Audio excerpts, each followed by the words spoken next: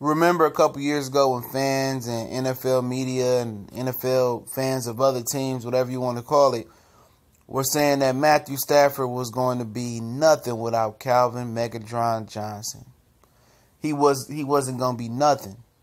And you look back 2 years later, going to the third season without Calvin Johnson, it just seemed like Matthew Stafford is just getting better and better.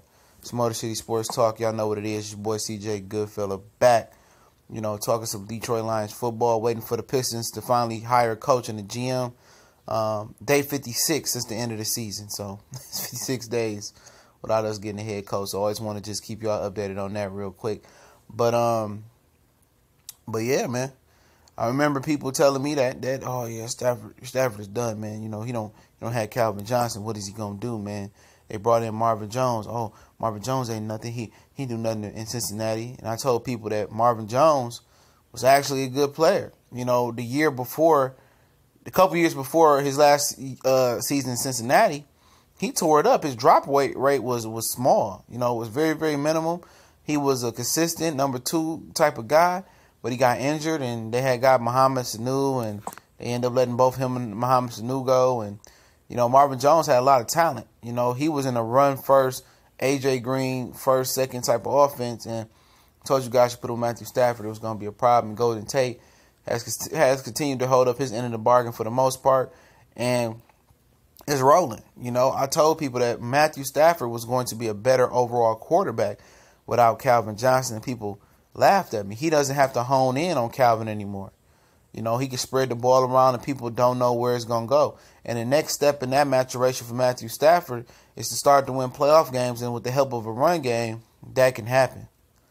You know, it'd be nice to have Calvin Johnson still here, but I think ultimately he stunted Matthew Stafford's development by having the biggest safety net in the NFL. And just always staring down Calvin put him in a lot of, dangerous situations. And now that Calvin Johnson's gone, they don't know who to double and triple team or who to look for to guard. And when they're able to run the ball, and their tight ends can catch the ball, the Lions are going to continue to be more and more dangerous without Calvin Johnson. I'm not saying that Calvin Johnson didn't make the team better. I'm just saying Matthew Stafford had to experience life without him for a minute to see, what he really was capable of and get everybody else involved into the scheme. And that's what happened. I think he was ultimately, a good quarterback with Calvin. I mean, shoot, he threw 45 touchdowns one year. Remember that? That was with Calvin Johnson. But, now he's being more consistent in the way he's throwing the ball. He's spreading it around.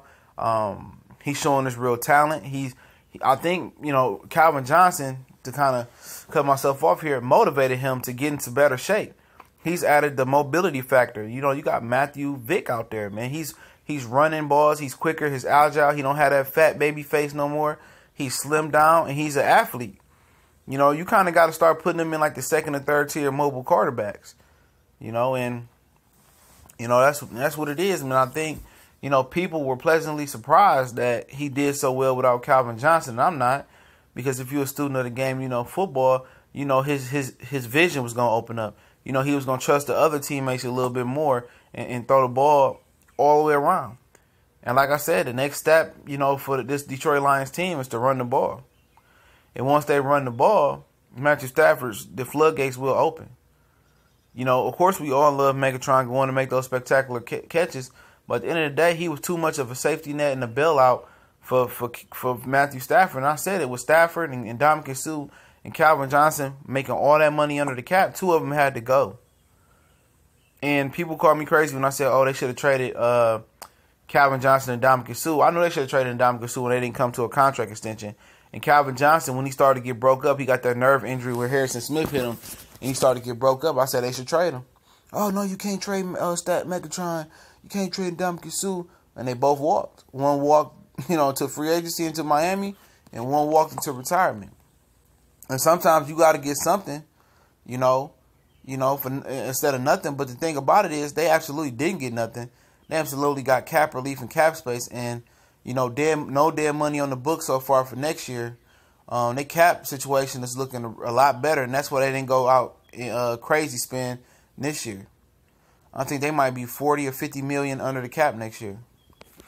So that's something to look at as well too. But it didn't surprise me the least bit. I predicted that Matthew Stafford will be an overall better and efficient quarterback without Calvin Johnson. You know, I mean, for me, it was about spreading the ball around.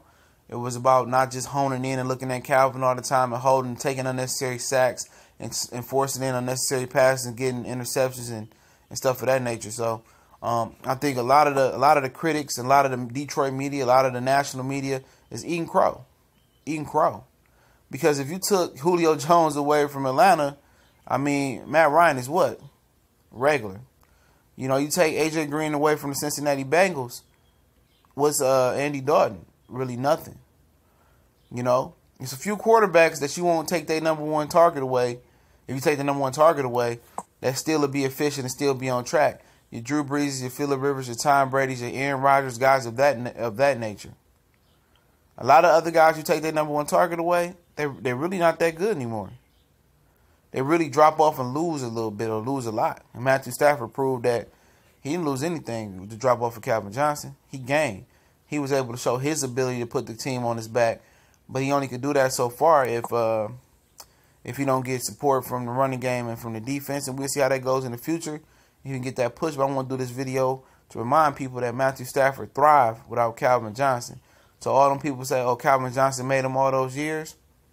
He's showing you guys right now. I know people forgot. He's showing you guys right now that this is the Matthew Stafford show, and he was bigger than Calvin Johnson and even bigger than A.J. Green coming out of Georgia. That he got the sauce, he got the juice, and he can make this thing go as he wants it to. So, yeah, shout out to everybody, Motor City Talk family, on the push to 1,000 subs. Share the videos, let somebody know. Also, we on Instagram, Twitter, and Facebook. Links in the description. Appreciate it. We out.